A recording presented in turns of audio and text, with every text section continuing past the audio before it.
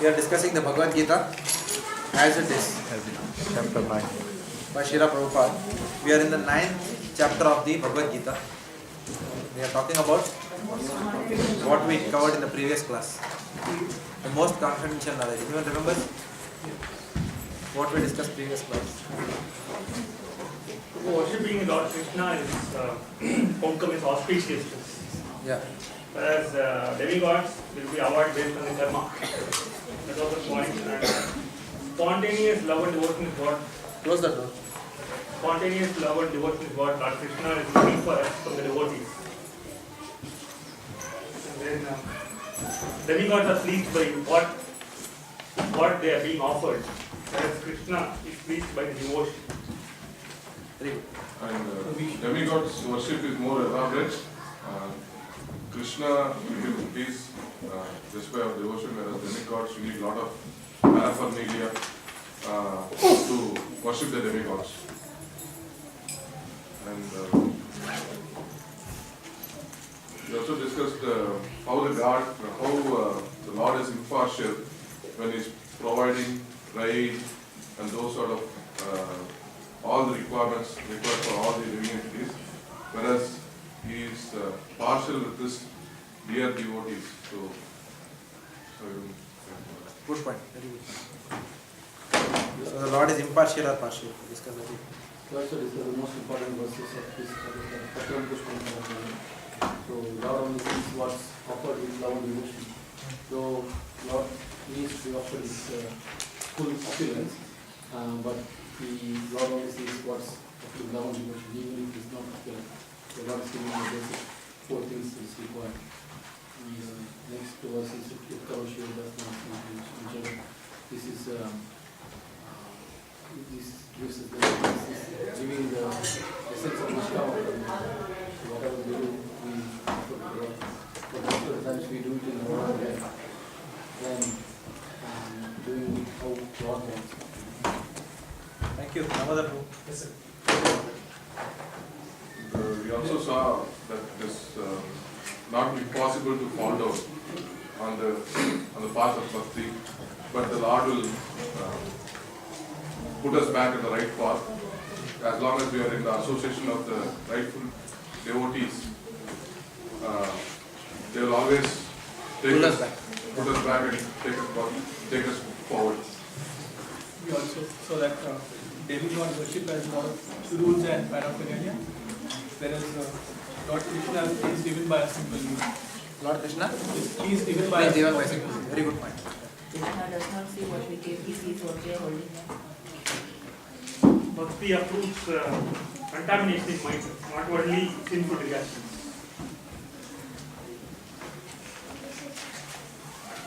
And if we commit sinful activities on the strength of the holy name, then we don't get access, the strength to weed away all the impurities. We also should not worry about it, random opinions, because opinions doesn't really matter.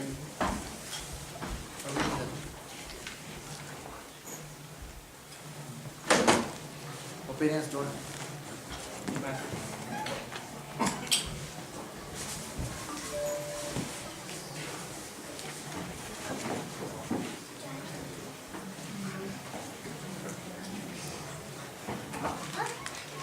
Okay. Fine. So we saw that even if one commits the most abominable action, if he is engaged in devotional service,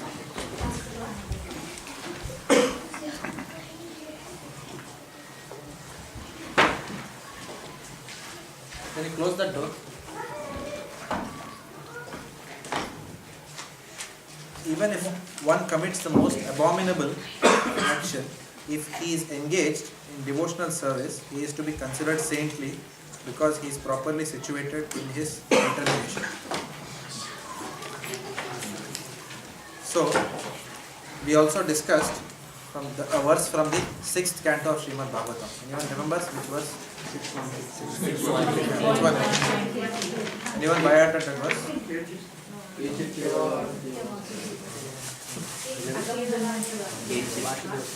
Niharam eva bhaskara.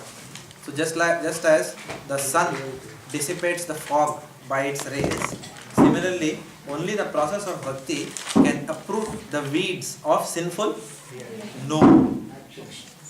I specifically mentioned this point last time. Not sinful reaction, of sinful action. Bhakti does not only remove sinful reaction, bhakti removes sinful action. The desire to sinful action itself is going out. So, bhakti removes the desire for sinful action just as the sun dissipates fog by its rays. So, therefore, any person who is a devotee, even if he has had an accidental fall down, that such a fall down is never eternal. The devotee will always bounce back because Lord Krishna promises that his devotee will not perish. Lord Krishna actually tells Arjuna, boldly declare that my devotee will not perish. Okay. Alright. However, we also saw that just because this clause is there, one cannot commit sinful activities on the strength of the holy name.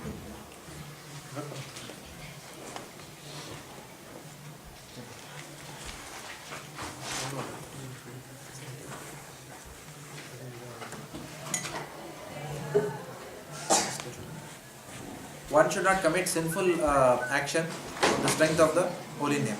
That is an offense to the holy name. I think it is the seventh offense to the holy name. Namna balad yasya hi papam. We saw that also. So Lord Krishna's words in this section glorify the process and the strength of the bhakti process. Now the context is that a question can still be raised. A question can still be raised as to how a person who is sudurachar, how such a person can be seen as a saintly person. Which means, if a devotee commits an abominable action, how do I still see him as a saintly person? It's very difficult, isn't it? It's very difficult to see a devotee who has committed a sinful action. For example, if a devotee suddenly, if he has committed a robbery and then he goes to jail, then how do you consider such a person? And in the jail also he is chanting the holy names of the Lord. Something has gone wrong. So then how do we see such a person?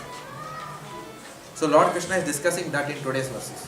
Today we will end this chapter as well as try and do two verses of 10th chapter along with Phalashruti.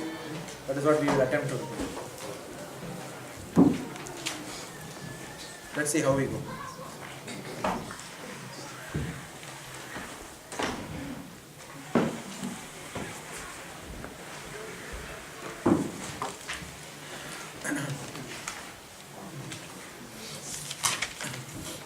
So, how can a person who is sudurachar be seen as a saintly person? That's the question.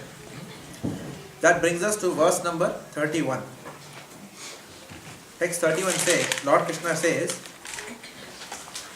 he quickly, which means such a devotee who has fallen down, quickly becomes righteous and attains lasting peace. O son of Kunti, declare it boldly that my devotee never perishes. Okay. Kiran, you want to read? This should not be misunderstood. In the 7th chapter, the Lord says that one who is engaged in mischievous activities cannot become a devotee of the Lord. One who is not a devotee of the Lord has no good qualification whatsoever. The question remains then, how a person engaged in abominable activities, either by accident or by intention, be a pure devotee? This question may justly be raised. The miscreants, as stated in the 7th chapter, who never come to the devotional service of the Lord, have no good qualifications, as is stated in Srimad Bhagavatam. Generally, a devotee who is engaged in the 9 kinds of devotional activities is engaged in the process of cleansing all material contaminations from the heart. He puts the Supreme Personality of Godhead within his heart, and all sinful contaminations are naturally washed away. Continuous thinking of the Supreme Lord makes him pure by nature. According to the Vedas, there is a certain regulation that if one falls down from his exalted position, he has to undergo certain ritualistic processes to purify himself. But here there is no such condition, because the purifying process is already there in the heart of the devotee, due to his remembering the Supreme Personality of Godhead constantly. Therefore, the chanting of the Hare Krishna, Krishna Krishna, Hare Hare, Hare Rama, Ram Ram, Hare Hare should be continued without stoppage. This will protect a devotee from all accidental fall downs. He will thus remain perpetually free from all material contaminations. So what are the points here?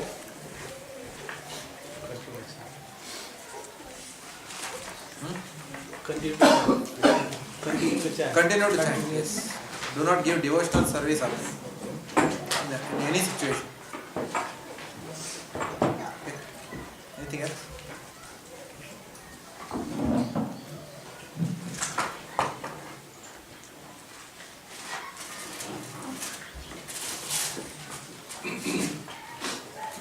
Somebody is chanting the mantra, there is no need of ritualistic purification needed. The chanting process itself will take care of purifying the person. So if someone is chanting, then no need of any purificatory processes. It is said in the Srimad Bhagavatam, forgot the verse. Which is the verse which says chanting is the most auspicious activity in this world? There is one beautiful verse in Srimad Bhagavatam, I can't remember it. Tan nama granadi. एतावान् एव लोकेऽस्मिन् पुंस धर्म परास्मृतः भक्ति योगो भगवति तन्नाम गृह्णाति. So this verse says that chanting is the most auspicious activity in this whole universe. There is no other activity which has got the power to purify as much as chanting has got. So therefore, if you do only chanting, you don't need to do anything else as a purificatory process. I remember few days back I was speaking to my mother, and she was telling me that there was one saintly person. He is not from our sampradaya, but he was very influential in the initial years of my devotional service. He is also Vaishnava from South India, but he was very instrumental in my devotional service. And my parents went to take his darshan, and my parents were chanting, because now my parents are under the shelter of ISKCON, but they went to take his darshan because we have gratitude for that person. He is a saintly person. He himself is an initiating spiritual master in another sampradaya. So they went and they asked him that we are chanting. This was few years back, not now. We are chanting now 16 rounds. Is that okay? And then, though he was from another sampradaya, he is a Vaishnava, but it was a Vaishnava sampradaya. He said in Tamil, he said, "Appali kekalamo." He said, "Appali kekalamo" means, can you ask such a question? No, that's what he is asking. No? You are saying you are chanting, and you are asking me, is that enough? Can you ask such a question? He said, that is all we have to do. So any bona fide saintly Vaishnava will always uphold the benefits and the principle and benefits of chanting. And any saintly person who does not talk about the glories of chanting, we have to understand that is not bona fide at all. So such instructions are not bona fide. If someone marginalizes the importance of the holy name, or says no, that is not required, do karma, whatever. Many people talk like that, especially in South India. Many people are preaching this. Okay, so obviously that is not at all bona fide. It is very clearly written in Srimad Bhagavatam. We are speaking from the authority of the scriptures.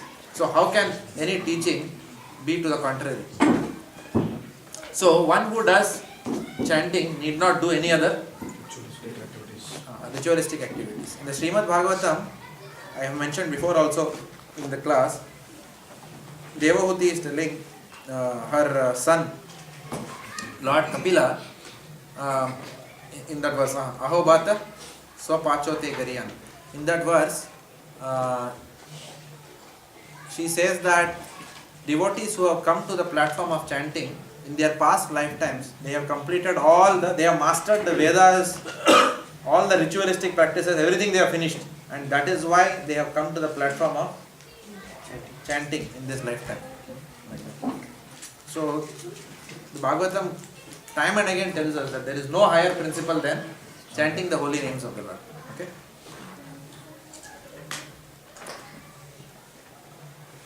So, for one who is chanting, there is no need for prayaschitta. Prayaschitta means what? Huh? Atonement. Yeah. There is no need for any atonement.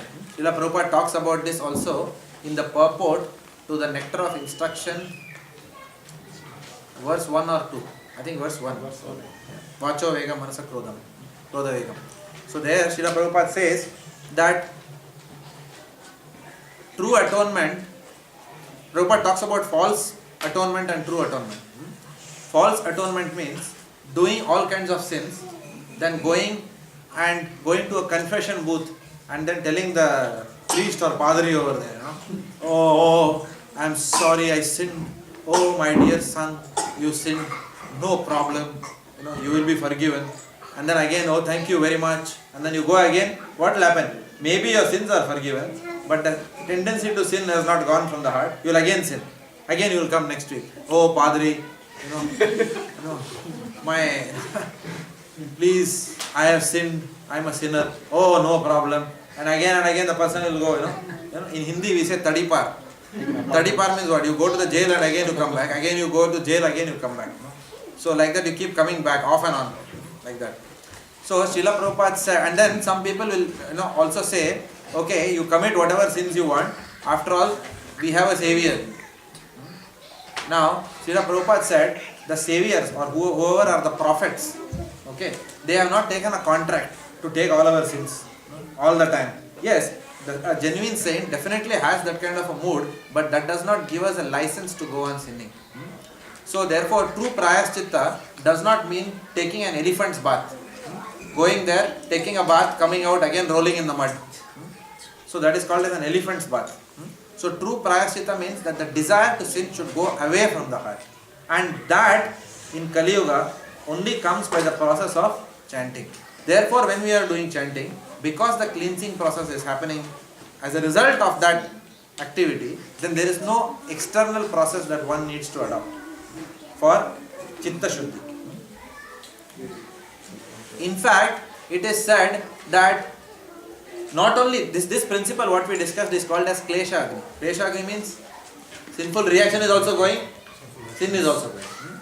Aprarabdam, prarabdam, bijam, kutam, everything is going. Correct?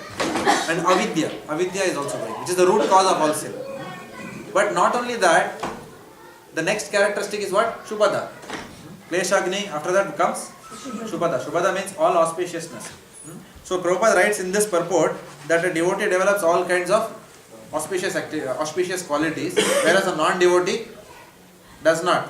Yasyasti bhaktir bhagavad akinchana. Sarvair gunair tatra samasate sura. Sab gun udhar hi aayega wherever devotee is there. Harau abhakta kuto mahat guna. Abhakta means what? Opposite of bhakta. Harau means comes from the word hari. If someone is a non-devotee, harau abhakta kuto mahat guna. Where from these qualities will come? Mano rathena sati dhavata. Okay, Brihad Bhanu Prabhu has, let's give a big hand. He remembered one verse of the last year. So happy, my life is fulfilled. Just to be blissful. Okay. Mano rathena sati dhavata bahi. So they are mankarat. They are going on the chariot of their own mind. So wherever the mind takes, then that is what they do. Somebody was saying, today Sucharu Prabhu gave a nice class in Srimad Bhagavatam class this morning. So he was mentioning that in Bengal, many people, he says in Calcutta, many people are saying this, saying that I took non-vegetarian because my soul asked me to do that. Then they said, how did you know that your soul asked you to do that? No, it is very tasty and the soul is enjoying. So I am not doing anything, the soul is doing. No, this is something, new philosophy this is. So you are, first of all, that means what? Yes, self-realization means I am not the body, but this is too much, I am not the soul also. So I am not doing anything. Either the body is doing or the soul is doing, and I am not doing, the soul is doing. What kind of philosophy is this? That was very funny, what he said. So therefore, Manorathya, this is called as instructions by the own mind. It will tell you all convenient instructions. Whenever you sin, it will tell you are not a soul also.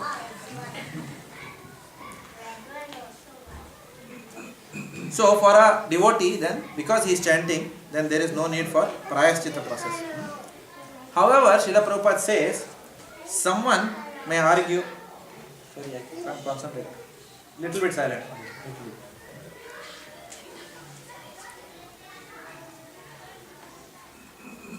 So for a devotee there is no Prayaschita required. So someone may argue, okay, fair enough, for a devotee, no Prayaschita is required, everything is fine. But now we are talking about a fallen devotee. So someone may argue by quoting the verse, Ye yatha mam prapadyante tam sataiva bhajamyaham. So to the extent that the devotee is acting in Krishna consciousness, to that extent he should be considered a devotee. But to the extent that the devotee has sinned, should we consider him as a non-devotee? So it's like 50-50. He's a devotee and a non-devotee. Achintya Veda. No, it's not like that.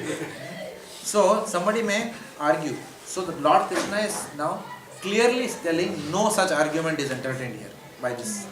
That's why he's saying, O son of Kunti, boldly declare that my devotee never perishes, even if he is committing the most abominable action. So there is a particular word that he has given here which I will draw your attention to. Go to verse 30. Api chet suduracharo bhajate mam ananya bhag. The third line is very important. What does it say? Sadur eva sa mantavya. The word eva. What do you mean by that word eva? Certainly. So that word certainly is very important there. That certainly is very important. Certainly, don't argue that ye yathamam prapadyante tam sadaiva bhajayam. Don't do all those arguments. Certainly that person is a devotee. So don't even have a doubt that that person may be half devotee, or to the extent he has not surrendered, he is half non-devotee or whatever. No, he is certainly a devotee in many circumstances, even if he commits the most abominable action. So the word eva is important. He should only be considered as a sadhu. He should only be considered as a sadhu. That is what Lord Krishna is saying. Also, he is using the word he becomes a sadhu. Not said that he will become. Gurujan Prabhu writes in his purport. He is not saying he will become. He becomes a sadhu. The moment you start chanting, you are a sadhu. In fact, one Srila Prabhupada was asked, how many pure devotees are there in this world? And Srila Prabhupada looked at his disciple and said, how many people do we have in ISKCON? He said, like that. Because in ISKCON, everyone is compelled to chant. And anyone who is chanting is a sadhu. So, now yes, fair enough, understood that a person who has fallen down is a sadhu, okay, and accepted. But what if the person fails to give up his bad behavior? What if he fails to give up his bad behavior throughout his life? He fails to give up his bad behavior. Then what to do with such a person? To which Lord Krishna, what he says? He quickly becomes righteous and attains lasting peace. O son of Kunti, declare it boldly that my devotee never perishes. So even when he dies, the devotee does not fall down. Perish means fall down. Perish from devotional life. Now the question may be asked here, and I told it in Srimad Bhagavatam class also. If you have attended this Sunday class, I mentioned this point. Question may be asked as to why Lord Krishna is telling Arjuna, Arjuna, you declare to everyone that the Lord himself breaks his promise. Yeah. You are there for the class? Long line. You heard the class offline. Okay. Why does Lord Krishna tell Arjuna to declare? Because soon hereafter, Lord Krishna himself is going to break his vow by lifting the weapon to fight Bhishma. So he knows that I am going to do that, so let me not make any promises. This promise is something which I will make Arjuna to do. Because Arjuna was very pakka of promise. If he decides something, he will just do it. Like that. He says he'll give up his life, he'll go and give up his life. It was like that. So the Lord is glorifying his devotee. He says, you as my devotee, you declare boldly. Boldly you declare. such a person will not perish. Is it also because Krishna can break his own promise, but if a devotee makes a promise, that cannot be broken? Yeah, if a devotee makes a promise, then devotee does not break it. Yeah. Krishna cannot break it. Krishna can do anything. Because devotee made the promise on behalf of Krishna. Yes, if a devotee promises on behalf of Krishna, if a devotee promises, then the devotee doesn't break. But if Krishna promises, then Krishna can break. Whether he breaks or whether he does not break, he always remains Achyuta. Achyuta means infallible. There is no, so Prabhupada said there is no spot on Krishna. That is why Bhagavan is Bhagavan. Whatever he does, there is no spot on his character. There is no blemish. He is always pure. What is the significance of then Arjuna making this promise to anyone else if Krishna can still break it? What is the significance of Arjuna making this promise? Because when Lord Krishna may himself break a promise, but Lord Krishna always upholds the word which is given by his devotee. Because Lord Krishna says that my devotee is more dear to me than my very self, which we saw earlier. So therefore, this is a very good question also. But this is what gives us hope in bhakti today. Why are we all having hope that in this lifetime we can go back to Godhead? Not because of our merits or our attentive within bracket IN inattentive chanting. We have no hope of going back, correct? To the spiritual world. But what gives us hope is Srila Prabhupada has said that even if Krishna doesn't take you through the front door, then you just follow 4 regulative principles and chant 16 rounds, I will take you through the back. Now how can he make such a statement? It sounds a bit impudent, isn't it? But it is not impudent. Because the Acharya is full of compassion. The devotees of the Lord are more compassionate than the Lord himself. The devotees of the Lord are more eager to unite the fallen souls with the Lord because they know that eventually pleases the Lord. Like that. For example, if the mother tells the son, I don't want to see your face, or the father tells the son, I don't want to see your face, but then the mother comes and tells, no, it's okay. No, after all, he's been a good boy. You know what? He washed the utensils today. He helped me. And then the father will say, okay, come. Like that. Good boy. Correct? Because the mother is now giving a recommendation. Like that. That's why when Indra also, after the Govardhan hill, Lord Krishna was not very happy with Indra for sending the Samvartaka clouds and troubling his devotees like that. So when Indra came, he could not face. So who did he bring? Yeah, Surabhi cow he brought. वो पहला अंदर आ गया उसको भेजने का, like that. So then you go like. Last year Yatra also, when we went, when we had to approach our spiritual master, we were told by Aniruddha to go and don't come back empty-handed. Go and take second initiation and come. So we were discussing how to do it. Then one devotee, he gave us. He said, no. I said, Prabhuji, I can't face Maharaj. I can't go. He said, no problem. Keep Aditya in front of you. Let him go first and say, Hari Bol Maharaj. And then you just stand, no, Aditya, not me. Like that. And then after he stops, then you talk like that. So sometimes, because we are full of duplicity. So children are simple. So it's easy. Simple people like to interact with simple people. It's very complicated. So therefore I was given this idea by someone. Of course, we didn't have to do that. Thankfully it happened in a different way. But that was the plan originally. So the Lord can break his promise. So he is telling Arjuna, you make the promise, because whatever comes out from my devotee's mouth, I will definitely uphold that. Maybe it's also to be seen that the Lord breaks his promise only to please the devotee at the highest level. He doesn't do anything for himself. Basically, even when he took the chakra up, it was to please Bhishma Dev that he took a vow and he wants to make him.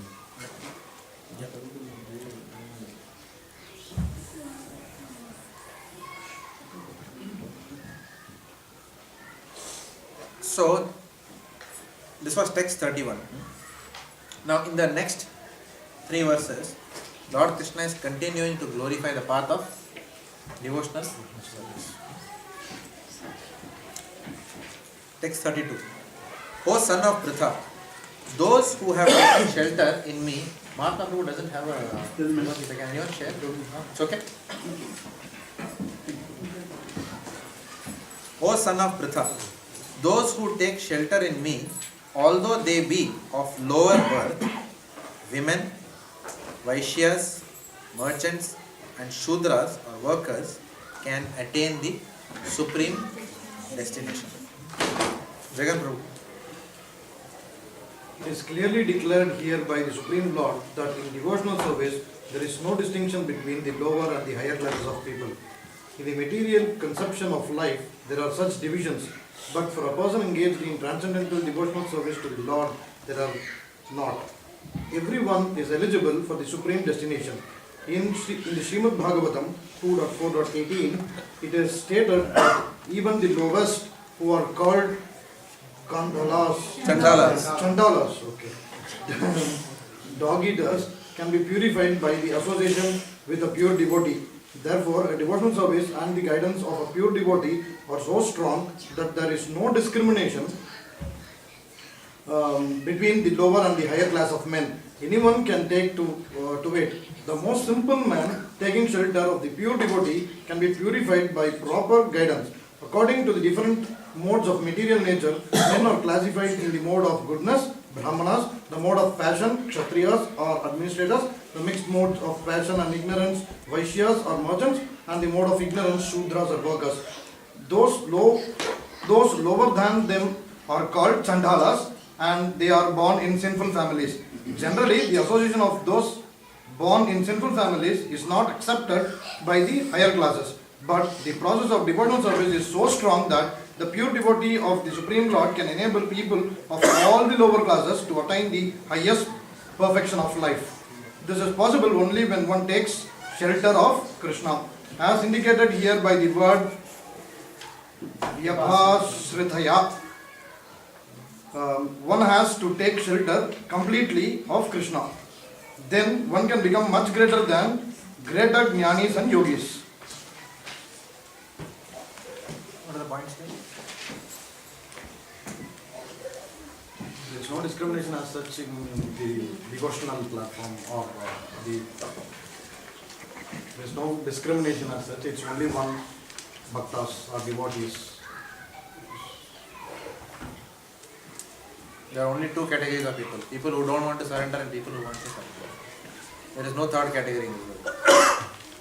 All others are man-made.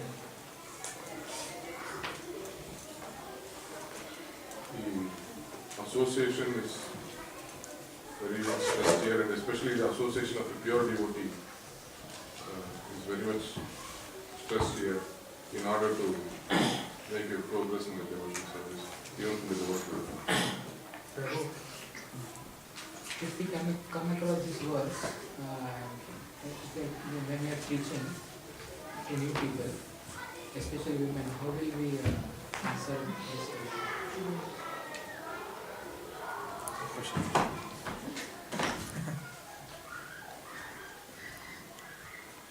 So no material qualification. You are responding. No. No, I'm not responding. I'm just saying something. You have a different point, huh? Or the same point? Different point. Different point. Hold on. So everyone heard his question? Not clearly. Not clearly. Would like to hear again. Please say loudly. Krishna here says that those who take shelter in me, those they be of lower birth. So as defined, who are those who are of lower birth? They are women, Vaishyas and Shudras. So if we come across this point, especially if we are preaching to new people, and they see that okay, women are being classified as those of lower birth, how to counteract that point? The most practical answer is, do not tell this verse to me. Hindi we say, na bajega baas, ya na rahega baas, na bajegi baas. Don't tell this verse. Let us not put our foot in our mouth. And then, let's not get into all that. This is not for new people, this verse. This verse can be understood only by those people who are completely convinced that they are not the body. Otherwise, this will start a women's liberation debate. So therefore, this verse is not for... See the instruction. This instruction is coming in 9th chapter. Most confidential. Most confidential. However, in every class that I have heard in this subject matter, it is said that this talks more about, see, there are certain characteristics which are similar to women, Vaishyas, Shudras. The characteristics are that this class is supposed to be protected by the higher classes. The Vaishyas and Shudras have to be protected by the Brahmanas from falling down. So women have to be protected by the men. Prabhupada always hammers this point. Women have to be protected by the men, for which the man must be the spiritual driver in the family. It is always said that. Prabhupada always emphasizes the man must be Teji Amsa. And then the woman must serve the man and she will become perfect. The husband serves the spiritual master, the wife serves the husband. Everything is perfect. So therefore it is to be understood in that context, that all these classes or sections have to be protected. However, as much as this is mentioned here, nobody in this world except Srila Prabhupada has given Brahminical initiation to ladies and allowed ladies to come to the altar and do arati and deity dressing. Yamuna Lila is right now doing deity dressing. It would not have been possible if Srila Prabhupada wouldn't be there. Ladies are never allowed in any temple inside the altar, right? So we have to actually see at the end of the day, if anyone is thinking the other way, this one single point is proof that Prabhupada has created an equal system. Because Prabhupada knew that the Vedic concept of the woman serving her husband will not be easily sellable in the West. It cannot be sold in the West very easily, because here everything is talking about gender equality. Everything is equal. So therefore, then Prabhupada knew that at the end of the day, even if I have to tweak a little bit of the detail without compromising the principle, the basic principle being devotional service to the Lord, then I will make that adjustment. Because preaching is always as per Kala, Desha, Patra, time, place and circumstance. So Srila Prabhupada knew that the place that I am going to preach in, we can't give the instructions in that manner. So he made adjustment. And what is happening as a result of that adjustment? People are becoming more and more devotees only. So that is a success. Nothing succeeds like that. That's the best evidence that it is working. But yeah, so this is not for new people. Women are doing exceptionally well. See Jagatarani Mataji? She's a spiritual master actually. For all practical purposes, Jagatarani Mataji is a spiritual master. At least in our life, so much valuable instructions she has given us regarding raising a child. Whether we are implementing it or not is our own anartha and laziness. But certainly her instructions are very powerful. Especially Jagatarani Mataji is almost like a spiritual master to many teenage girls in this congregation. They are sane mainly because of Jagatarani Mataji. It's like that. I will say women are better.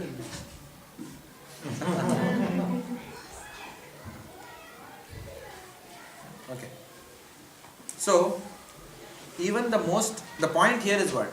Regardless of birth, even the most sinful person, or even if a person takes birth, a lower birth, then even such a person can be purified by devotional service. So there are only two categories of people in this world, devotees and non-devotees. There is no third category. As long as a person is a devotee, then it does not matter whether the person is Australian or Indian or American or Filipino or whatever. It doesn't matter. Neither does it matter the person is young or old. Neither does it matter that the person is man or woman. It just doesn't matter. All that matters is the person is a devotee. So the same question. Is it not giving us a scope for more preaching in terms of telling that, say you are in the middle of something, like if you want to understand this subject better, probably you need to have the previous knowledge of what it is, about telling that in the first second chapter it is mentioned that you are not body, you are soul. So soul has no particular gender. Correct. So it is also giving us a chance to talk in that context, telling that the identity of the soul, and soul has no gender discrimination. So can't we? Now, of course, if the questioner or the person who is conflicting it, if is very adamant about this argument, then it will be difficult. Whereas if he is keen to listen, that you are somewhere in the middle of something, in order to understand that topic better, you need to have a pre-qualification, pre-knowledge of that particular topic. It also uses an approach. See, why will a person be adamant and argue? Why will a person be adamant and argue? ऐसा कैसे बोल दिया? Out of ignorance. औरत लोगों को. Who will be that person who will adamantly argue? A person who is completely convinced that he or It's the body. that she is a woman. Of course, in this country, he or she is a woman. Okay. A person who is completely convinced that he or she is a woman. Only such a person will keep on arguing. But the moment you understand that I am neither man nor I am woman, in the spiritual sense of it, it's just the soul trapped in the body of a man, or some souls are trapped in the body of a woman. Then, so the body of a man, okay, that is a automatic derivation that is coming out from it. The body of a man is more conducive, is considered to be higher than the body of a woman when it comes to spiritual life. Because spiritual life requires lesser emotions and more adherence to scriptures. The emotional aspect is less. Correct? We understand the scriptures and we lead from the front. And that is a natural trait of a person who is trapped in a male body. It is just nature has created like that. So therefore, it is as such. In fact, when I remember in the class when Srila Prabhupada was also asked, I was told that Srila Prabhupada mentioned that it is because women think more from the heart. Like that. Women tend to get more emotional in certain situations. Okay, for example, we can see when Chitraketu was smiling at Lord Shiva, when Parvati was sitting on his lap, at that time immediately Parvati, how can you tell my husband this? Oh, boom, curse. Like that. And then Lord Shiva had to tell, bhai, hang on, this is a devotee here. He was not laughing at me. There is another relationship that we have. So don't read too much into it. Cool down.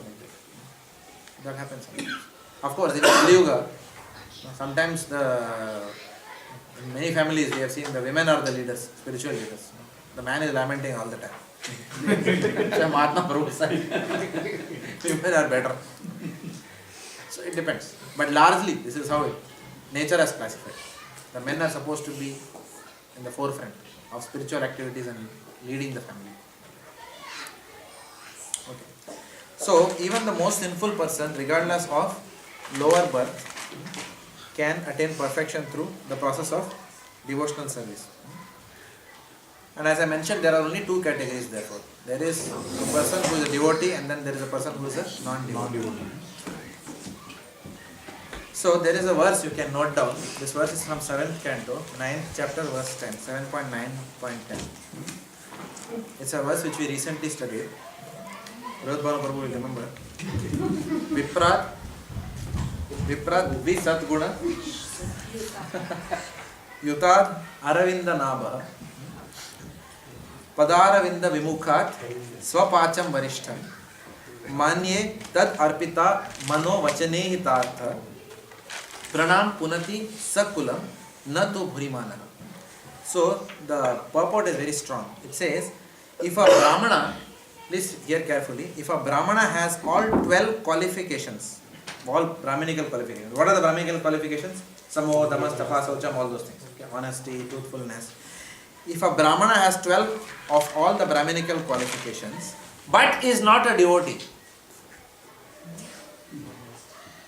if a Brahmana has got all the 12 qualifications, ekdam clean hai, madi acharam, many families have this, madi acharam, all that is there, but devotional life is not there. No devotion is there. Okay. So because I come from South India family, I remember my ancestors, some of them, there was more of this madi acharam going on in the house than any bhakti activity going on. Oh, don't touch me, don't touch me. Oh, you touched my sari or my dhoti. I was hanging there and water touched from your banyan and fell into the sari or something like that. So madi acharam. So all this madi acharam, everything is fine because it has got its rightful place. But if a Brahmana has got all 12 of these Brahminical qualifications, but is not a devotee and is averse to the lotus feet of the Lord, how will we know that somebody is averse to the lotus feet of the Lord? If you ask them to chant, they will say. That means averse. Anybody who is not chanting in Kali Yuga, clearly we can say that that person is averse to the lotus feet of the Lord. Because what is the lotus feet of the Lord? The instructions of the Lord. If the Lord has clearly said Satatam Kirtayam Dhamma, and I am saying no, I will not do that, I am following Madi and Acharam. What is the point? What Madi, what Acharam? Correct? So, therefore, even if a Brahmana has got all these Brahminical qualifications but is not a devotee and is averse to the lotus feet of the Lord, please hear carefully. He is certainly lower than a devotee. This Brahmana who is having all these Brahminical qualifications is certainly lower than a devotee who is a dog eater. Even I thought like that. Madi Acharam and dog eating on one end. But going home and it's Bhagavatam is saying, I am not saying this. I was shocked when I read this. I said, thoda zyada ho gaya nahi? I thought like that. But thoda bhi zyada nahi ho gaya. Bhagavatam is saying that. Thoda bhi zyada nahi. You will think like that, no? First class, patta vivudi is there. Adi and this, and another person is just, is eating. Oh, I have not given up meat, but I am chanting 5 rounds. Like that. So it is sad because I still love the devotees, but habit, I can't eat, I can't give up this meat. Like that somebody is talking. And another one is, हम लोग मांस मच्छी नहीं खाते हैं. We are all Brahmins. Somebody is saying like that. Can you chant? No. I am God. Everything is God. Everything one. Oh, Om Shanti Om. Somebody is saying that. And another fellow is saying, I am a fallen soul. I cannot control my meat eating tendency. However, the devotees have told me I am chanting. Who is greater? The dog eater is greater. Just imagine. If a Brahmana has got all 12 of the Brahminical qualifications but is not a devotee and is averse to the lotus feet of the Lord, he is certainly lower than a devotee who is a dog eater but who has dedicated everything, his mind, body and activities, wealth and life to the Supreme Lord. Such a devotee is better than a Brahmana. Why? Such a devotee is better than a Brahmana because the devotee can purify his whole family. The devotee can purify his whole family, whereas the so-called Brahmana, in a position of false prestige, cannot purify himself. What to speak of his family? He cannot purify himself also. He will die with Madi Acharam. And then when the dead body is lying there, others will say, this is Madi. Just bury it fast, let us burn the body first. So therefore, all these things have to be given some importance. There is importance to that. We should not undermine the importance of these things. But the highest principle is always remember Krishna, never forget Krishna. So all rules and regulations are meant to serve that principle and cannot exist separately. Hindi we say, rakhad raha hai, alag se. It has to be connected somewhere. All these principles have to be connected to Krishna. How do we understand the fact that a dog eater can be a devotee of the highest level? Is it possible? Is there any example from which we can understand? Following the process. See, I don't know. Do you have a pen here? I'll just write 2 lines and I'll explain. Do you have a sketch pen here? Okay, just imagine. Sketch pen is there? Valmiki. Valmiki? No. See, this is a graph. Beautiful pen material. You have another pen. There might be some in the next Just room. imagine the y-axis is here, the x-axis is here. Okay. There is a graph. Too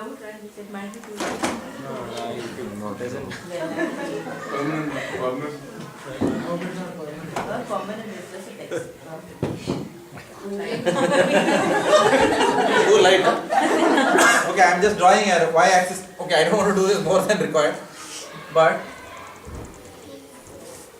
okay. That's all I want to do. Is it clear? What I want to say? The Chandala is starting here. The Brahmana is here. Okay, gradually because of envy, what is happening? He is only going down.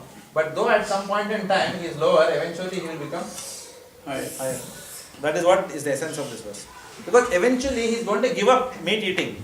But this guy, because of his envy, what is going to happen? He is only going to fall down. Because on this guy Maya is acting constantly, so he is falling down. On this guy Maya is not acting as he is progressing. Maya is acting lesser and lesser as he is progressing. On this guy Maya is acting more and more, so he will have to fall down. Because the divine energy of the Lord will eventually get with you if you are not surrendering to the Lord.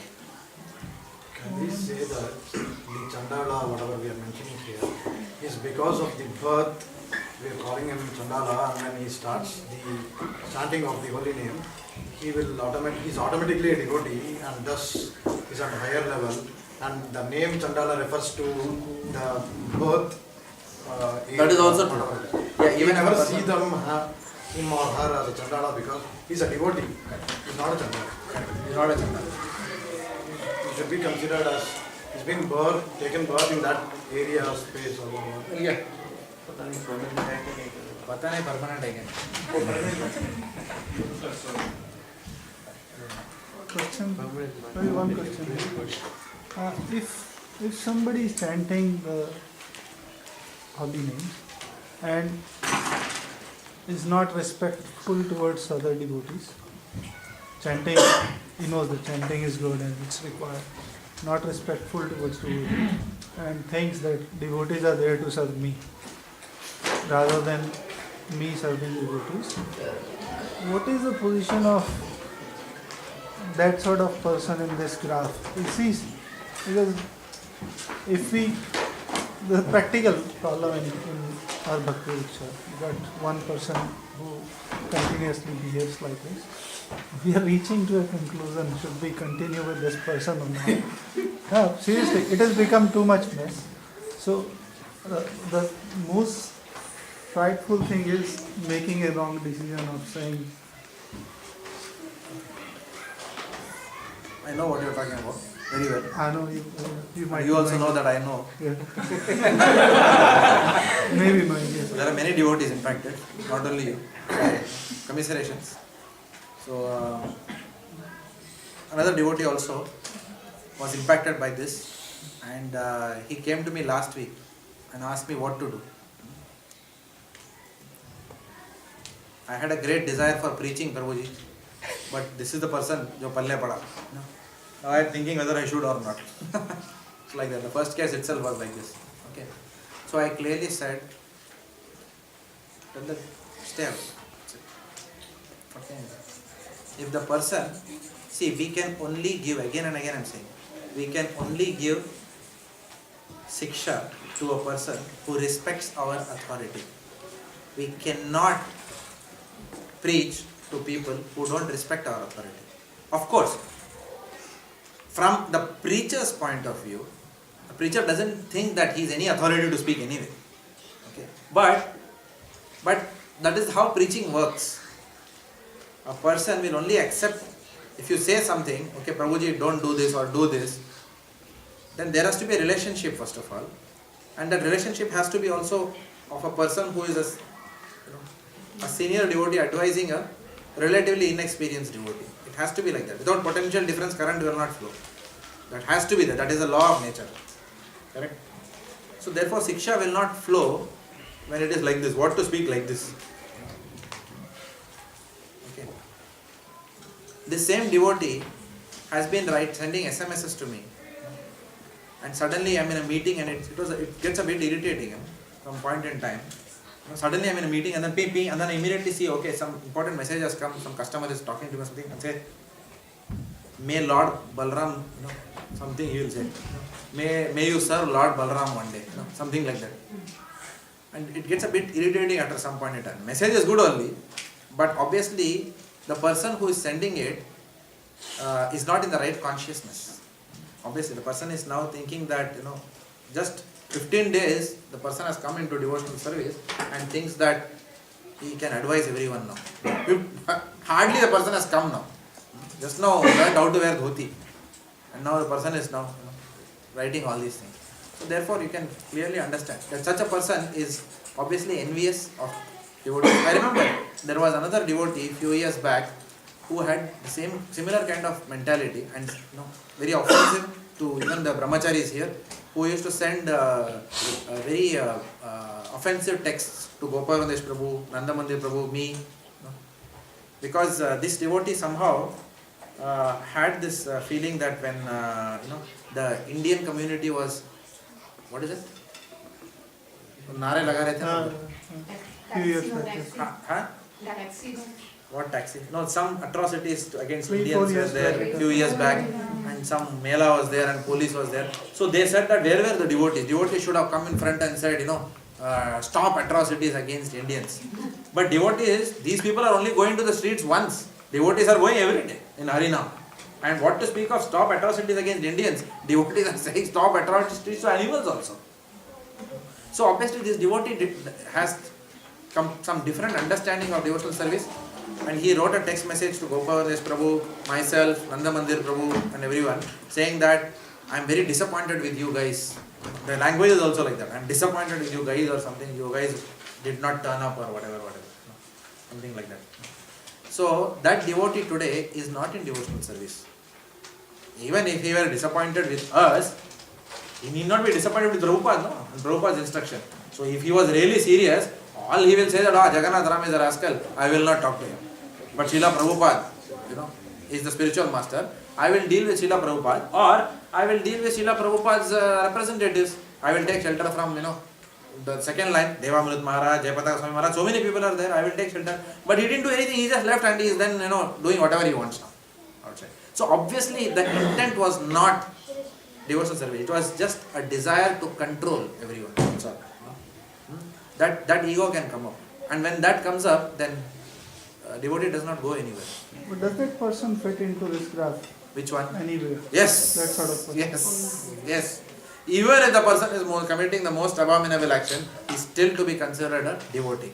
But it does not mean that the ownership is on us to take care of the devotee. Am I making sense? Please understand this. This is a philosophy. A philosophy has to be put into practice, and we should know how to implement the philosophy in our life, in situations. Let me explain.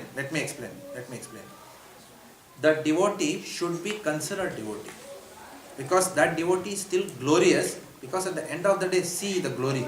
That devotee is coming for the program. You agree? That devotee is coming for the program. He is talking Krishna consciousness. Devotee may be a little bit, in Marathi we say atrang. Atrang means what? Atke.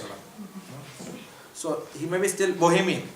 Okay, in English, he may still be bohemian in his ways and attitude, but still that person is a devotee at the end of the day. Nothing wrong. No? Whatever. He is not saying, you serve alcohol in the Bhakti Vriksha. He is not talking some nonsense like that. Isn't it? He is still coming, but a devotee is not having the, either the devotee is ignorant of how to deal with senior devotees, or the devotee is not ignorant, but the devotee chooses not to take instructions on how to deal with senior devotees. And I was telling in the Milpark program today only, if the devotee is ignorant, we can help. Was I telling in Milpark today? Yeah, I think so. If the devotee is ignorant, we can help. If the devotee is adamant or stubborn, then you have to channelize the devotee elsewhere. Prabhuji, I will not be able to serve you properly. You are very enthusiastic in devotional service. I will recommend you that you go to another senior devotee who can guide you. Because if such a person comes in front of Kadambakanand Swami Maharaj or Devamrit Maharaj, then immediately the person will automatically surrender. He will not. You will automatically see that such a person will not do too much in front of Maharaj. And if he is still doing so, then certainly that devotee should be left alone for some time. Because you and I can't handle that. You will lose your peace of mind and hair, and I will lose my peace of mind and hair. We have to better focus on devotees who are interested, not people who are not interested. Devotees are interested in giving their time to other devotees, but just like, as a chartered accountant, we have to invest where, we see benefits. So we can't keep on pouring on a dead soil, thinking that one day, one day, flower will come, plant will come out from here. After some time, you have to just tell that, okay, you channelize the person to some other program. Don't keep, because that relationship is, that means not there. He's not respecting our authority. So therefore we cannot reach. I remember from my Bhakti Vriksha, sometimes it happens that some members I clearly see that nahi maja aa raha. They are not enjoying with me, I am not enjoying with them. Then I have advised them straight away that you go to another Bhakti Vriksha, and then they have flourished. Some of them have still taken beating there also, because the nature will not go. The problem was not with me, the problem was within them. If the problem is within them, wherever you put them, they will just go here, there. But because of some reasons, maybe some chemistry has not matched here, doesn't matter. You just channelize to the other Bhakti Vriksha program, that's fine. Sometimes a devotee, because of over familiarity, can also do that. When your Bhakti Vriksha member becomes very over familiar with you, then they transgress certain, then this happens. In their mind, this happens. In their mind, when this happens, then we have to recognize this is happening. We don't tell them, we never tell them that this is happening. But we know that this is happening. Then slowly that's time to move them on to. And that group can be anything else. Maybe the devotee has got now initiated, and that's why the devotee thinks that he is equal to the person who has cultivated him. Then what we do, we say that, okay, Prabhu, can you take, I think it's a good idea. When that devotee then comes for advice or whatever, okay, you know that he doesn't want advice. Okay, he's just coming, that's all. He will do his own thing anyway. So then you channelize the devotee saying that, no, I think you should ask your god brothers or some senior god brother who they really have a relationship with, and channelize them there. It doesn't mean that if somebody has been cultivated in our Bhakti Vriksha, he will always accept our counseling. It does not mean like that automatically. This is a very big lesson that I have also learned in my few years of being a Bhakti Vriksha servant, that we should not necessarily always take for granted that they will always come to us for advice and do whatever we are telling them to do. Okay? And they may not be at fault by that. Maybe that we are genuinely not able to help them in their specific situation. So we laudably, humbly accept that. But because our duty is only to serve them, we know that we can serve them best in another program. I will tell you a very clear example. Okay, and I am on camera. I can tell you this because I have that understanding this devotee. Rasika Chandra Prabhu, who is who is very close to me. We work together in office. We have worked together since so many years. He was when we met face to face, that time he was not a devotee. It all started when he asked me one day, Jagan, you are not eating meat like that. Why? What do you do in weekends? It all started like that with him. And then today he is a preacher. He is having his own Bhakti Vriksha like that. Okay. So what happened was, yes, we used to go for long walks. When we were in Kodak, we used to go for long walks, and every day he'll bombard me with questions. Almost 2 years he asked me questions every day during lunchtime. And then what happened was, so then he slowly, everything started changing in his life. His whole family. Initially his wife was not, because they had some other family practices. So it took quite a while for all that to change. And then he became very fixed. But now what happens is, sometimes, because we had a different relationship at workplace. Okay, whole day he was used to seeing me, and we are dealing on so many passionate items. Like what happened to this project proposal and this and that and whatever issue or whatever. Then I realized that there is a risk in this relationship, that because he sees me as Jagan in office, that there is a risk that that same intensity will not be there, which was originally there, because slowly he was coming up, and the knowledge differential was being bridged in one sense, at least in his mind. It could have happened like that. So then, the moment he came to a certain level, I told him that, okay, now, and he was attending my Bhakti Vriksha program. Now you can imagine, 5 days he is seeing my face in office. Saturday also, and he is sitting and hearing from me only. So then sometimes the mind can say that, kya ho raha hai bhai, zyada nahi ho raha hai aadmi ke sath, like that. So I realized that, and I channelized him to Asitarade Prabhu's Bhakti Vriksha program, and he flourished from there like anything. So I think that is one of the best decisions I took for him, at least. One day I realized, I said, no, I think I should, no more from me now. Because 5 days enough, in office, dealing with one another. And he went there. And when he went there, and then he progressed so much, and then he came back now. Now, we still work in office, and still that relationship is still there. That he, he asks me what to do in this situation, that's it. Oh, kaya mein baby. Because I am not the only person now. Now he's got another channel also. Like that. It helps. Thank you. So here in text number 32, Lord Krishna is describing the lower birth walas. In the text 33, he is describing the higher birth walas. How much more this is so of the righteous Brahmanas. First he is talking about the Chandalas, people who are born in the lower birth. Then he is saying, even if they are glorious, Chandalas are glorious, people of lower birth are glorious, how much more so then of the righteous Brahmanas, the devotees and the saintly kings. Please close the door. Therefore, having come to this temporary miserable world, engage in loving service unto me. Okay. Serious Prabhu, you want to? In this material world, Very good. Very good. You need to be either inside or outside. You have to either be outside or you come inside. Okay? Don't keep going inside and outside. Otherwise it just disturbs the class. Yeah, sorry, Srinivas, please. in this material world, there are classifications of people, but after all, this world is not a happy place for anyone. It is clearly stated here. The world is temporary and full of miseries, not habitable for any sane gentleman. This world is declared by the Supreme Personality of Godhead to be temporary and full of miseries. Some philosophers, especially Mayavadi philosophers, say that this world is false.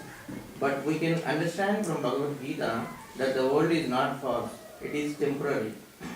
There is difference between temporary and false.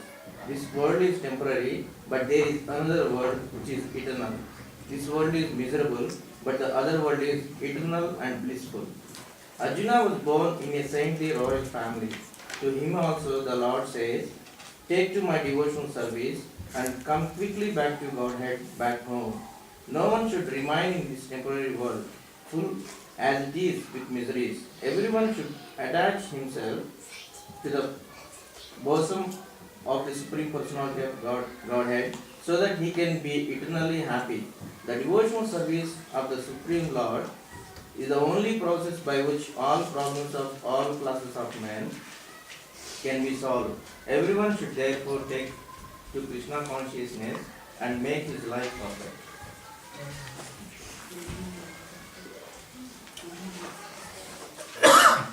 So Lord Krishna is saying, even if those born of lower birth can get purified by bhakti, then what to speak of those who are higher birth, who are actually following the principles. So that is one theme in this verse. The other one is that Lord is contrasting the word anityam with the word mithya. The Brahmavadis, the Mayavadis say, Jagat Satyam, Brahma Satyam Jagat Mithya. So Mithya means what? Doesn't exist. False. Like that. So Prabhupada is hammering this point that this material world is not false. It is real. We are all here, no? Is that not? This is real only. Correct, no? It makes a sound. Everyone heard? It is real only. It's not false. But it is illusory in nature. The relationships of this material world are real, but they are illusory in nature. Because illusion is also a reality, no? Because illusion also has an existence. Does it make sense? An illusion is there. An optical illusion is being shown over there. That optical illusion has got an existence, but that is illusion. That's not reality. Does it make sense? So therefore, Srila Prabhupada is differentiating the word anityam with mithya. So, this material world, though it is not false, it is illusory and temporary. It is not permanent. Even the relationships of this material world are temporary. So it is anityam. So to seek happiness in the temporary will only give us temporary happiness. That is the essential point. So therefore Lord Krishna is telling Arjuna, don't look for Prayas. Look for Shreyas. Shreyas means working for the long term. Prayas means working for the short term. So that is the essence of this verse. So what is the Shreyas for everyone? Shreyas for everyone is taking refuge in the service of Lord Krishna. Now how to take? What's happening there? कौन है? Can you just go and tell them seriously? मजा नहीं आ रहा है. Seriously, it's just too disturbing. I just can't concentrate like this.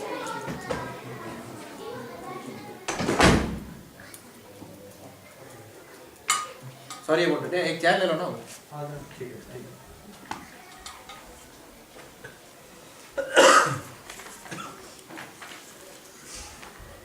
What was this? Yeah. So one must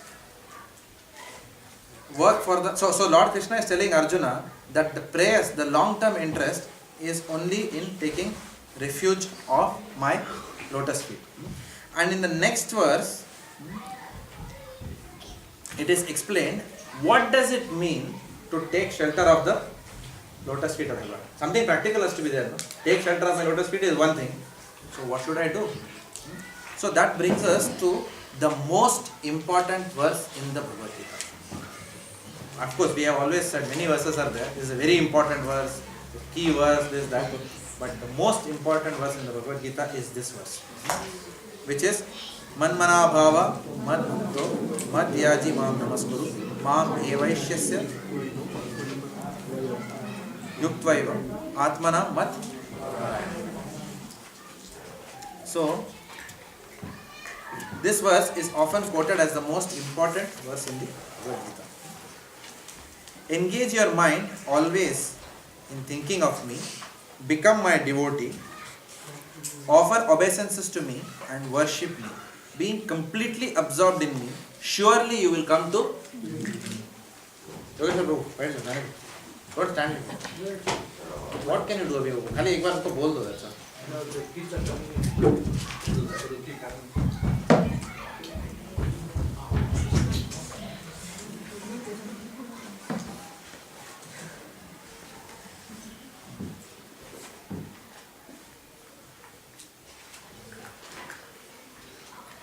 Engage your mind always in thinking of me, become my devotee, offer obeisances to me and worship me, being completely absorbed in me, surely you will come to me. It's a long purport, so we will not read it in the class, because most of you have read and come anyway. We will not repeat that. So Lord Krishna here is giving 4 confidential instructions to Arjuna. What are the 4 confidential instructions he is giving to Arjuna? First one is Nitya Smaranam. Always think of me. So, what is most important in devotional service? That we always think of Lord Krishna. His Grace Gurujan Prabhu writes a very beautiful point here in the purport, in his purport, in Surrender Unto Me, where he says, it is not sufficient, it's a very important point, he's here attentively. It is not sufficient to work hard for Lord Krishna. It is not sufficient to work hard for Lord Krishna while our minds wander. And it was really profound. He's here again. It is not sufficient to work hard for Lord Krishna while our minds wander. And I thought, my goodness, most of the time this is what I am doing today. We are working hard. Most of us are working hard in devotional life, there is no doubt. Doing this service, that service, cooking service, preaching service, cleaning service, singing service, lecture service, so many services. At home also, deity service, cleaning the house, so many things, maintaining our family, etc., etc. But for how much time when we do that service do we think of Krishna? I was having an interesting conversation. In fact, it was quite coincidental today that after today's Bhagavatam class, when I was sitting upstairs for Prashadam, and I had already studied this morning, I studied this verse, Gurujan Prabhu's purports.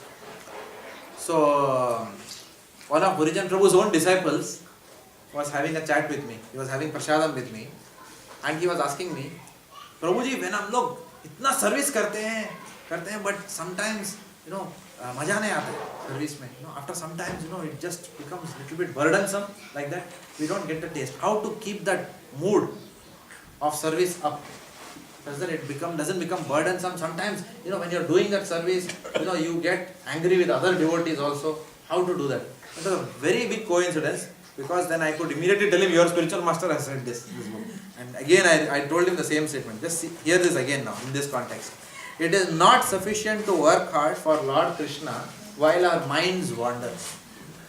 Which means that if our mind is in Krishna all the time, even when, for example, when we are going to our office and doing our respective jobs, if our mind is always on Krishna and we know that I am doing this at the end of the day to maintain my Krishna conscious family, then that activity will not become distasteful for us.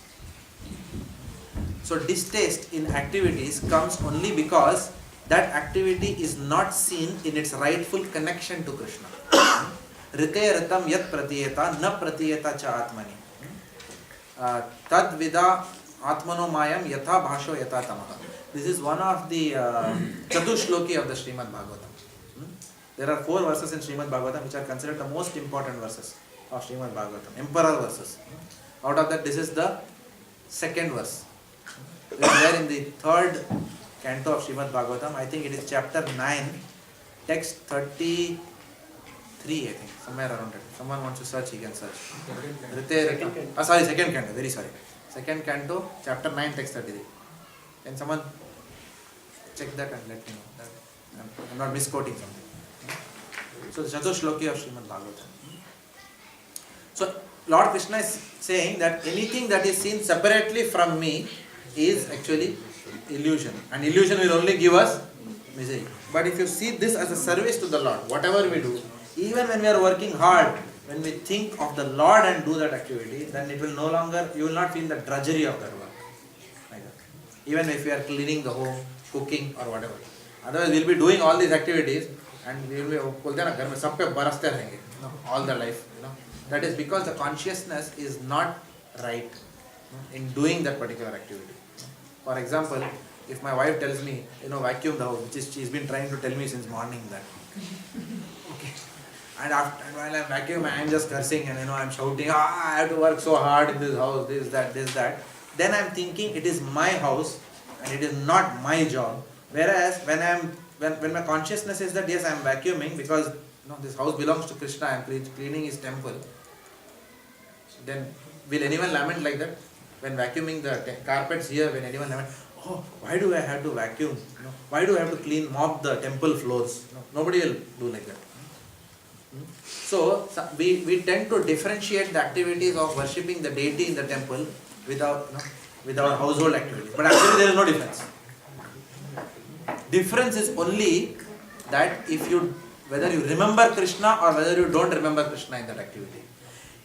If a person remembers Krishna and does all the activities at home, because the home belongs to Krishna, and therefore even if I am cleaning my house, I am cleaning a temple, that service is much greater than someone who is doing Mangala Arati in the temple in the morning and the mind is not on Krishna. Does it make sense? Or doing deity dressing right in front of the Lord but not thinking of the Lord at that time. Better a person who is far away from the deity, but even when doing ordinary activities, his smaranam is always on Krishna. So when that smaranam is there, always, what does the Lord say? Engage your mind always in thinking of me. So the smaranam is what matters at the end of the day. Every activity, it is only 2 truths are there. Have I remembered Krishna? Have I not remembered Krishna? There is no other truth outside of it. If we remember Krishna, that becomes Bhakti Yoga. If we do it for Krishna, it becomes Bhakti Yoga. Otherwise, it is hard work. Correct? So it is not sufficient to work hard for Lord Krishna while our minds wander. Baldev Vidyabhushan Acharya, he has given a very good example. He says, a so-called devotee of a king,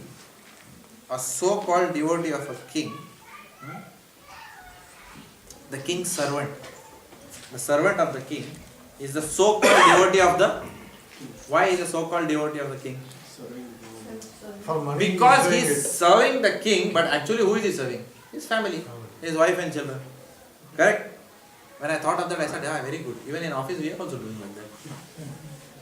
We say, okay, let's take a decision, guys. What's in the best interest of the company? Let's all decide that. We'll talk all that in the meeting. But at the end of the day, what is there in the back of our mind? Oh, company gaya, company to theek hai yaar. At the back of the mind, what we're saying, let's, my dear everyone in the meeting, let's just decide what's in the best interest of my wife and children. That's actually what we are doing. Because if I don't think of the company, you'll throw me out. If you throw me out, I don't have a job. Therefore, how will I support my child's education? Therefore, let's all discuss in the best interest of the company, what's the decision we need to take. It's like that. We actually extrapolate, no, there is no company. Nowhere, everywhere, what is there? Our wife and our children are there. Money, but yeah, our wife and for a grihastha, it is a wife and children. Every decision is taken. Keeping in my wife and children at the end of the day. Correct? So, like that, it said a so-called devotee of the king's servant, thinks actually of his own wife and son while serving the king. So, the thoughts are not fixed upon the king. Therefore, he is not a devotee of the king. So, that is the analogy that Baldev Vibhushan gives to help us understand this concept better. So, any activity we do, at the end of the day, we have to really think of Lord Krishna and do this. Otherwise, then that activity will not give the required result. And he also mentions, Gurujan Prabhu mentions, that the mind, Lord Krishna is telling Arjuna that let your mind uninterruptedly be fixed on me, just like the flow of honey. The flow of honey, if you take water or something in a jar, then what happens? Still it will be, it will be like discrete chunks of water may fall. But when you take honey, you can't stop the flow of honey. Even when you do like this, the honey is still flowing.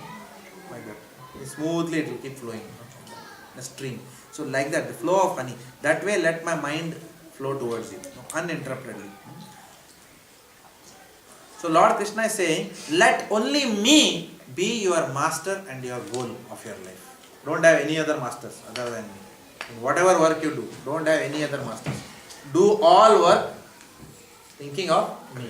Then it becomes Bhakti Yoga or Karma Yoga in Bhakti. Become my devotee. So one is Nitya Smarana, always think of me. Then become my devotee, second instruction. Third is worship me with all your heart. Okay, and fourth is pay obeisances to me. So 4 instructions is given. Now, it is mentioned that the Bhagavad Gita is the essence of all Upanishads. Essentially Vedic literature. Upanishads. Upanishad is also a part of the Vedas. So the Bhagavad Gita is the essence. What is that verse? Sarva Upanishado Gao Yogda Gopalanandana. This is from Gita Mahatmya. So, the Bhagavad Gita is the essence of all Vedic literatures. The middle 6 chapters of the Bhagavad Gita is the essence of Bhagavad Gita. So there is Vedic literature. Uska essence kya hai? Bhagavad Gita. Bhagavad Gita's middle 6 chapters is what? Essence of the Bhagavad Gita. Okay.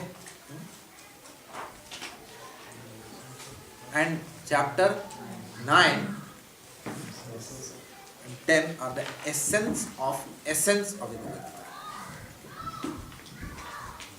And this last verse, which we are seeing now of chapter 9, text 34, is exactly in the middle of the Gita. So all of you have become half Bhakti Shastri today. Congratulations. Bhagavad Gita. Yeah. All of you become. So you can say in your life that you have at least studied half Bhagavad Gita scrutinizing.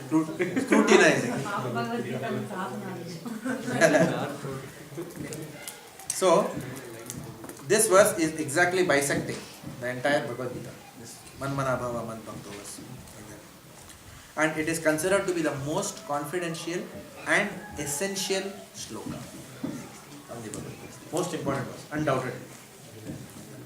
So many times I remember Shankarshan Das Adhikari Maharaj, someone, Once I think I remember he asked in one of the home programs, what is the most confidential knowledge? And then I remember answering, Sarva Dharman Parityajya.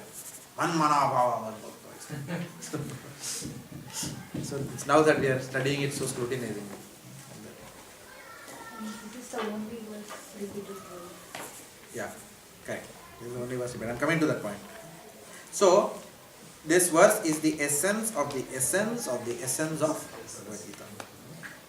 What is the essence of the essence of, what is the essence of all instruction? Become a pure devotee of Lord Krishna. That is the essence. Now, this verse, as Mataji was pointing out, has its twin brother in 18.65. 18.65. Manmana bhava mad bhakto madhyadi mam namaskuru mam evaishyasa satyam te pratijane prayosami. And I remember that as a key memory because in my Bhakti Shastri I studied that as a key memory verse, not this. That's why I had to look, read the last two lines. So that was a key memory verse which we had. So it is it's a twin verse. Almost most of the words are same and the meaning is also very similar. Now, this verse and its twin brother, they explain the components of surrender. If you see, the components of surrender is what is explained here, right? And the next verse, which I remember that Sarva Dharman Parityajya, which I had answered in the program. That is also sometimes said as the essence of all instruction. Sarva Dharman Parityajya Mam Ekam Charanam Raja Aham Tvam Sarva Papabhya Mokshayasya. Abandon all varieties of religion and simply surrender to me. I will deliver you from all sinful reaction. Do not fear. Okay. So sometimes that is also given as a essence. So which is the essence now? So this verse and this twin brother 18.65 explain the components of surrender, and 18.66, which is the Sarva Dharman Parityajya verse, expresses Lord Krishna's desire that Arjuna surrender.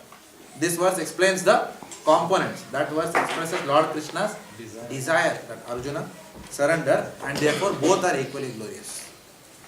So that is what is concluded by Origen in his commentary.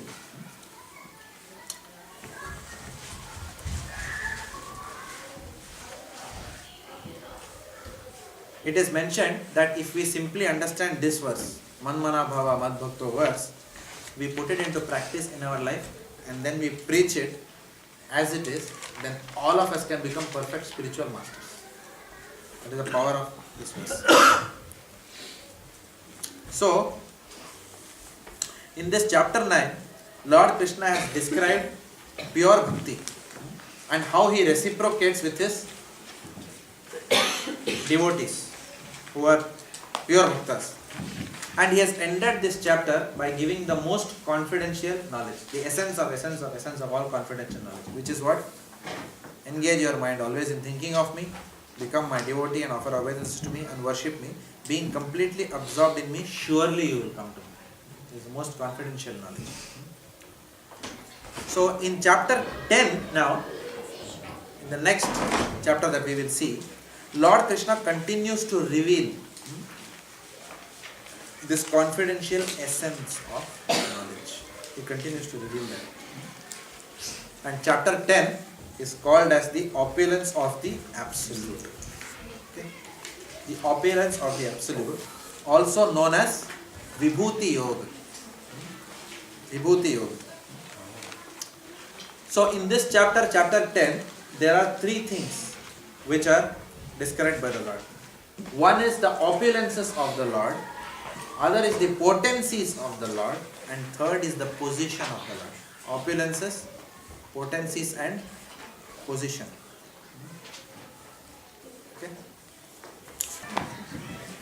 So chapter 10 called as the opulence of the absolute. In a place called Kashipur. Okay. Kashipuri. In a place called Kashipuri, there was a Brahmana by the name Dhira Buddhi. What was the name of the place? Kashipuri. What was the name of Kashipuri? Don't. I understand you have to remember. Not so soon. Okay. Kashipuri, and there was a Brahmana there by the name Dhira Buddhi. Dhira Buddhi. There's snacks here. Just 10 minutes. Kashipuri, there was a Brahmana called Dhira Buddhi, and this Dhira Buddhi was very dear to Lord Shiva. Who is talking to who here? Shiva is talking to Parvati. And Shiva is narrating to Parvati what? A conversation that is happening between Narayana and Lakshmi. That conversation Shiva is telling to Parvati, and then Shiva is telling to Parvati that there is a Brahmana in called Kashipuri. No, there is a Brahmana called Dhirabuddhi. You get minus marks if you write in the exam. So there is a Brahmana called Dhirabuddhi in the place called Kashipuri. Okay. Now Lord Shiva is telling that this Brahmana is as dear to me as Nandi is. So Lord Shiva is saying, as dear to him, Lord Shiva as Nandi, this Brahmana. Because this Brahmana is always peaceful. And his senses are fixed in Lord Krishna. So wherever he goes, who goes? Who was in which place? Beautiful. Okay. So wherever he goes, I follow him with love. Who is telling this? Lord Shiva is telling. So I can protect this Dhira Buddhi and I can serve him. Just imagine, Lord Shiva wants to serve this person. So Lord Shiva, when he is telling this, there is another personality involved whose name is Bhringi Riddhi.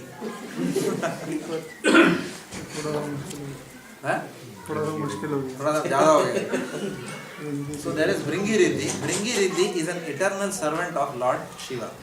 So when Bhringi Riddhi heard this, that Lord is running behind Dhira Buddhi from Kashipuri, then Bhringi Riddhi is saying that what kind of austerities did this Dhira Buddhi perform that you are running behind him? And such that he is more dear to you than Nandi also. He is asking that question. So Lord Krishna tells a story. I was just testing. I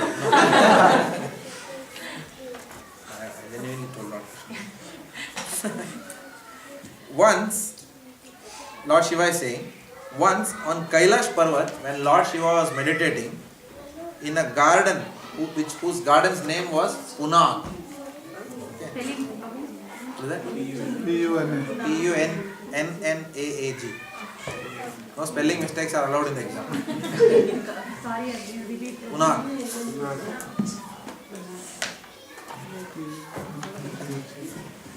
So, once on Kailash Parvat, there was a garden called Punag, and Lord Shiva was sitting and enjoying the moonlight.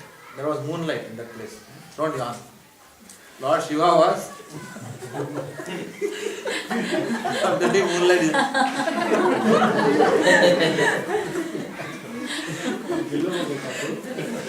Story बोल रहा हूँ.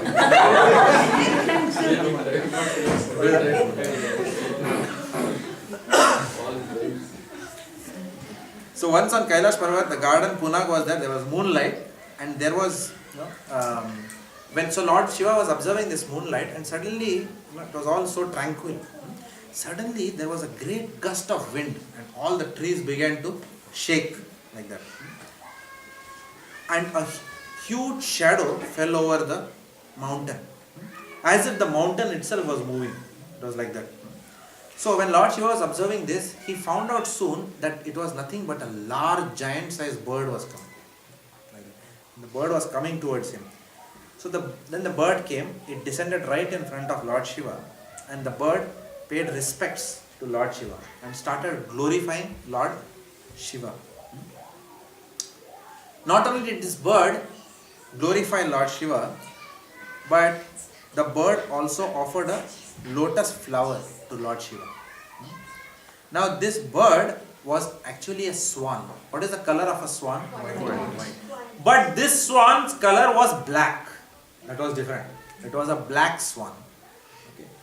So the black swan descended, gave a lotus.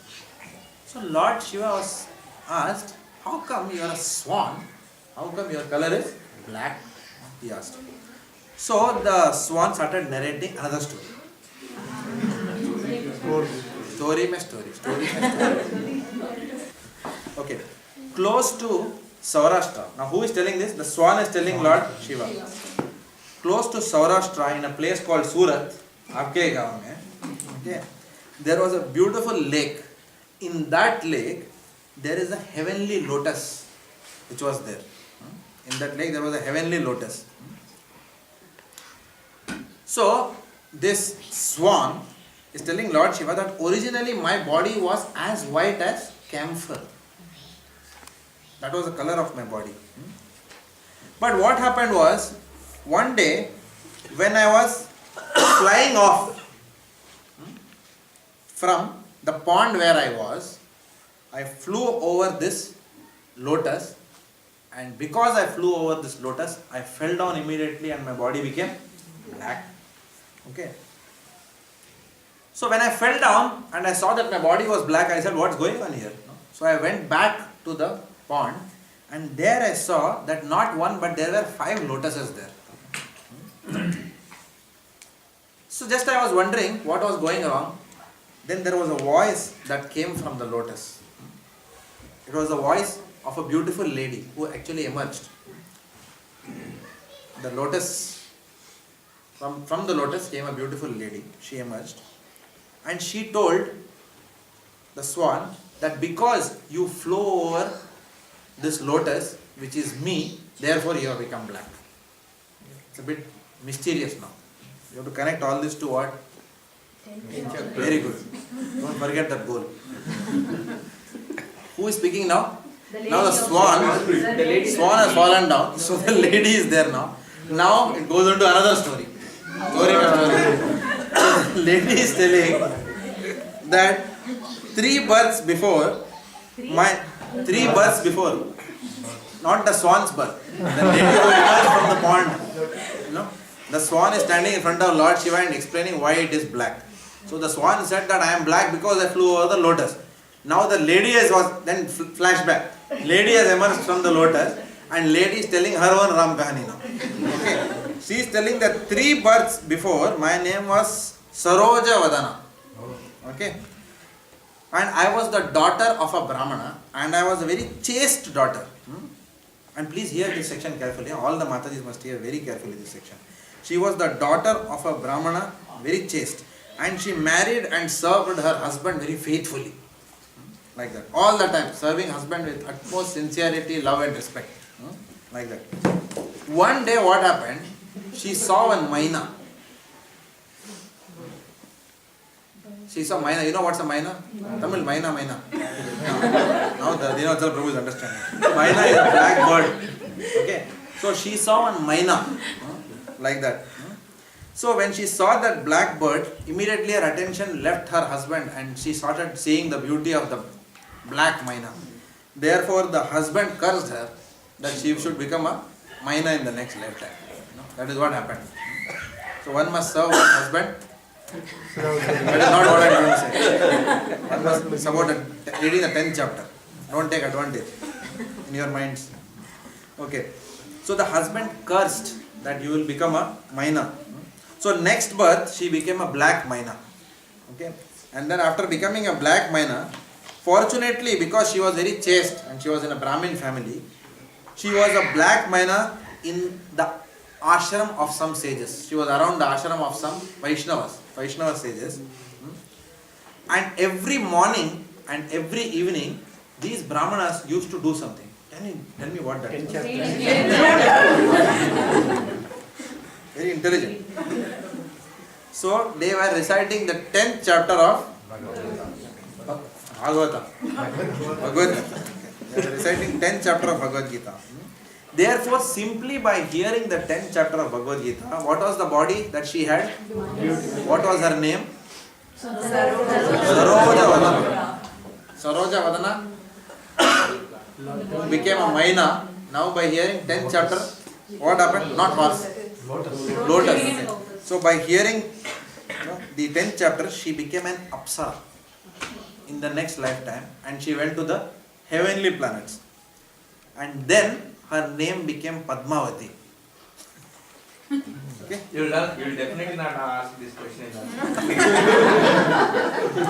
who was really God to create this. I'll give multiple choice. Padmavati, Kashipuri, Dhira Buddhi. Will that help? Choose the right answer. Okay. So her name became Padmavati. Now she is in the heavenly planets. One day as she was traveling, she saw one beautiful lotus flower lake nearby, and then she was tempted to enjoy in the water. As she was enjoying in the water, Durvasa Muni came by, and Durvasa Muni saw her not with the required amount of clothes in her body. Okay. So therefore, immediately when she saw that Durvasa Muni is seeing me now, she took the form of 5 lotuses. Who? Padmavati. 5 lotuses. 2 arms, 2 legs and 1 body. 2 arms became 2 lotuses, 2 legs became 2 lotuses, and 1 body became 1 lotus. And Durvasa Muni, he cursed her that she will stay that way for 100 years. You can imagine Durvasa Muni's curse.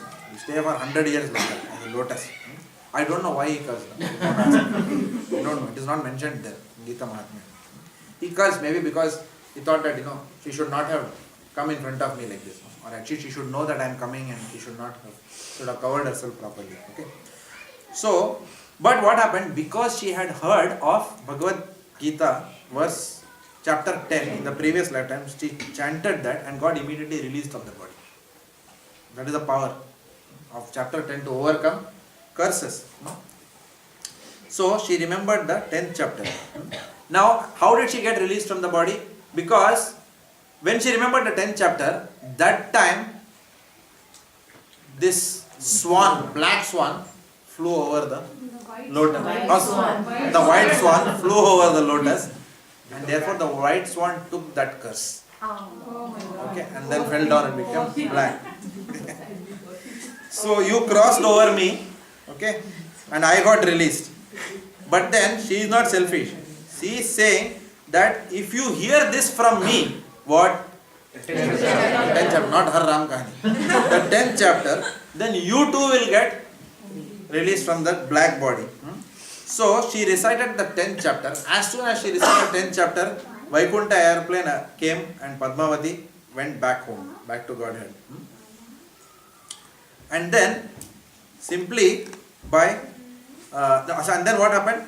The swan took the lotus, and then he came to offer to Lord Shiva. So Lord Shiva continued by saying that after the black swan completed the story, okay, and black swan also recited the 10th chapter of Bhagavad Gita, immediately the black swan also gave up the body and was born in a Brahmin family as Dhira Buddhi. This is that Dhira Buddhi. Okay, now the connection is there. Okay, and from childhood, Dhira Buddhi always chanted the 10th chapter of Bhagavad Gita. And whoever heard the 10th chapter of Bhagavad Gita from Dhira Buddhi got darshan of Lord Vishnu with Shank and Chakra. Okay. It is mentioned that you may be a fallen devotee because of intoxication, illicit sex, or even you may be a killer of Brahmanas. But if you recite the 10th chapter, or hear the 10th chapter of Bhagavad Gita, you will be relieved from all those sins. And in Lord Shiva is saying, in his humility is saying, therefore I am also trying to serve Dhira Buddhi so that he can tell me the 10th chapter. Just imagine the humility of Lord Shiva now. Who is Lord Shiva? Even he is hearing the 10th chapter from Dhira Buddhi, like that. So finally he says, my dear Parvati, whether one is male or female, whether one is sannyasi or grihastha, in fact, whatever situation one may be in, if he chants the 10th chapter of Srimad Bhagavad Gita, he will attain the darshan of Lord Vishnu. Okay. So this is the Falashruti of 10th chapter. So all of us, after studying this, when we go back to Godhead, we will have darshan of Lord Vishnu. Please study and come in the next class. Prabhupada ki